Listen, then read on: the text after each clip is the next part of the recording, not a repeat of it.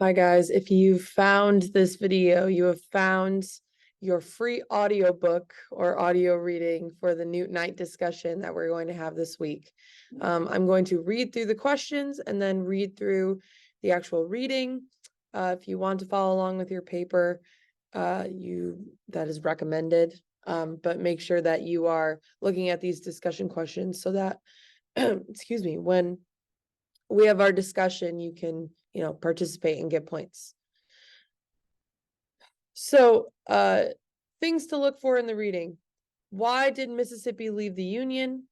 Why did the citizens of Jones County feel that they did not have the same reason to fight in the Civil War compared to the rest of Mississippi? What was the punishment for some men who refused to fight for the Confederate Army? What profession in the Army did Newt Knight have? How did the 20 law cause people from Jones County to leave the Confederacy? What was the percentage of slaves in Jones County? Why did Newt go AWOL? What was the tax in kind law? What actions did Confederate soldiers commit to Jones County citizens? What did they do to Newt when he was caught? Where did the Night Company hide? How did they communicate? In 1864, Jones County was in open rebellion against Confederate government and called themselves the Southern what?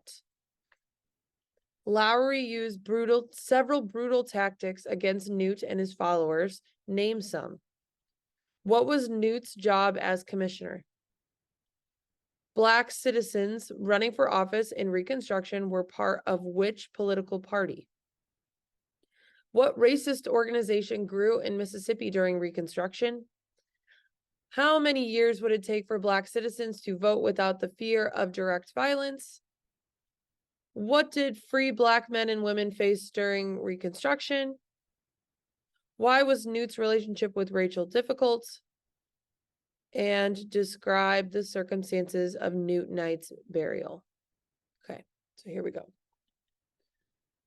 Newton Knight and the story of Jones County. Newton Knight was born in 1837 near the Leaf River in Jones County, Mississippi. Newt worked hard and tilled the land himself. According to his son, Newt never drank or cursed and was a primitive Baptist and doted on his children. Doted means like was affectionate and a loving father. Okay. Soon after the election of Abraham Lincoln as United States President in November of 1860, slave-owning planters led Mississippi to join South Carolina and secede or separate from the Union in January of 1861.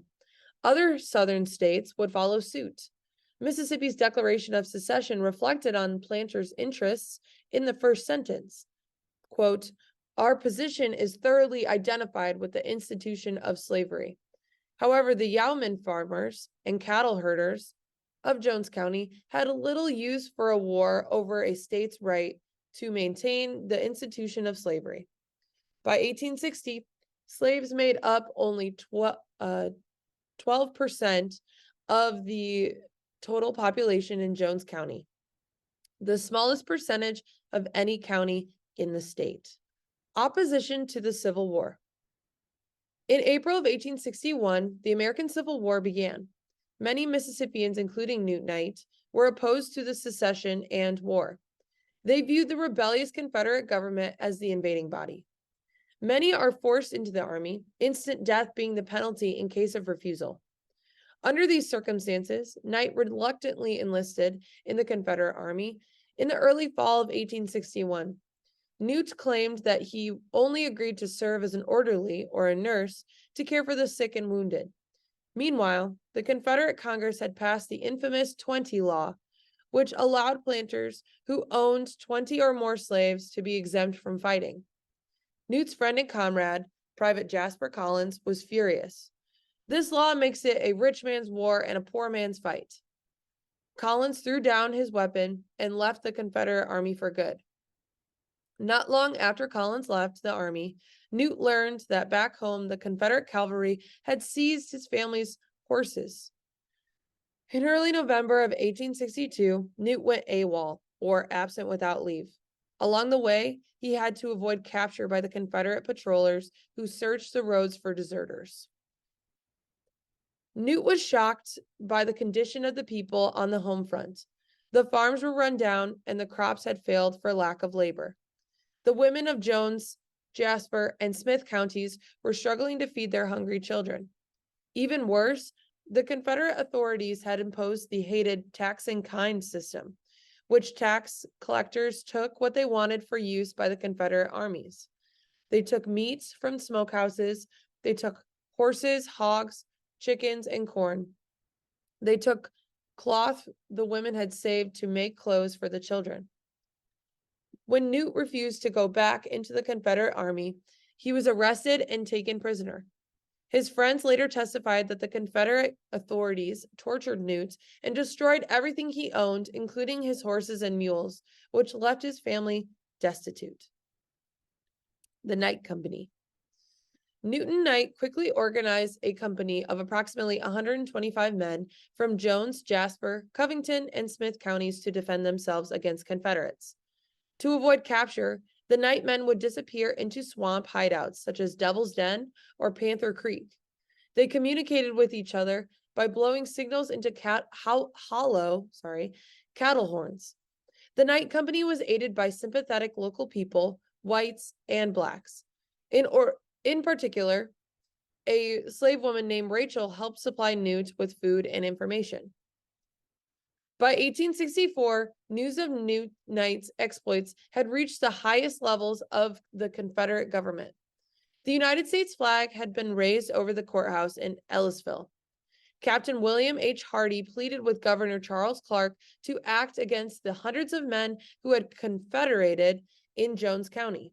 Lieutenant General Leonidas Polk informed President Jefferson Davis that Jones County was in, quote, open rebellion, and the combatants were, quote, proclaiming themselves Southern Yankees and resolved to resist by force of arms all efforts to capture them. Although no official secession document survives, for a time in the spring of 1864, the Confederate government in Jones County was effectively overthrown. Confederate officials, embarrassed by the defiance of the Night Company, determined to stamp out the rebellion once and for all. For this task, they called on one of the bravest commanders, Colonel Robert Lowry of Smith County. Lowry brought his battle-hardened troops into Jones County in April of 1864 and unleashed packs of howling bloodhounds to flush the Night men out of the swamps. Colonel Lowry's tactics were brutal, but effective. Several of Newt's men were mauled by the bloodhounds and 10 were hanged. Lowry left some of the hanged men dangled from the trees as a warning to others.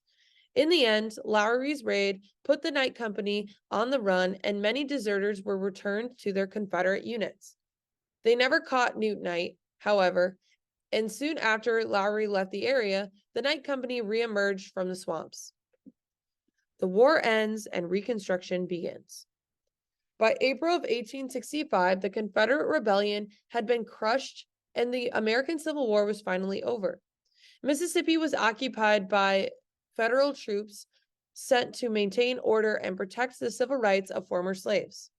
Captain Newt Knight was called into service by the United States Army as a commissioner, in charge of distributing thousands of pounds of food to the poor and starving people in the Jones County area.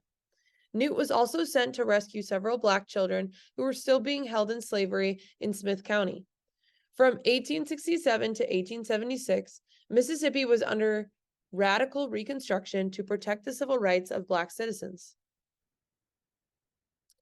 More than 200 blacks were elected to local, state, and federal offices in Mississippi as members of the Republican Party. However, political equality would soon be challenged by the Democratic Party and by terrorist groups such as the Ku Klux Klan. At great personal danger, Newt Knight became a strong supporter of the Republican Party.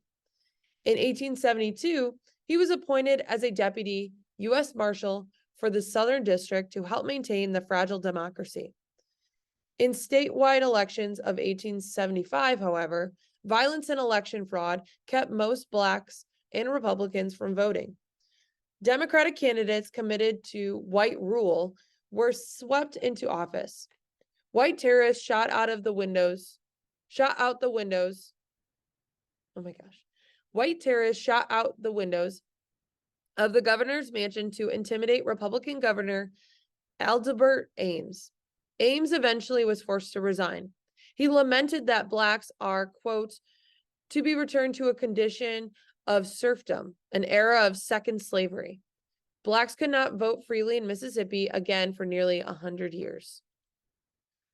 Newt retreated to his farm in Jasper County after 1875 and brought his wartime ally, the former slave Rachel, with him. His white wife, Serena, soon left, and Newt and Rachel were married. She bore him several children. Newt faced danger for living openly with a Black woman, but as he liked to say, quote, there's a lot of ways I'd rather die than be scared to death. Newt Knight died February 16th, 1922, of natural causes at age 85. Under the Mississippi Constitution of 1890, it was a crime for whites and Blacks to be buried in the same cemetery. Yet, even in death, Newt Knight was defiant. He left careful instructions for his funeral and was buried on a high ridge overlooking his old farmstead in a simple pine box beside Rachel, who had died in 1889. The inscription on his tombstone reads, "He lived for others." Okay, so that was your reading. Thank you for listening to my audiobook. Let me know if you have any questions. Be ready to discuss this when we do our discussion. Goodbye.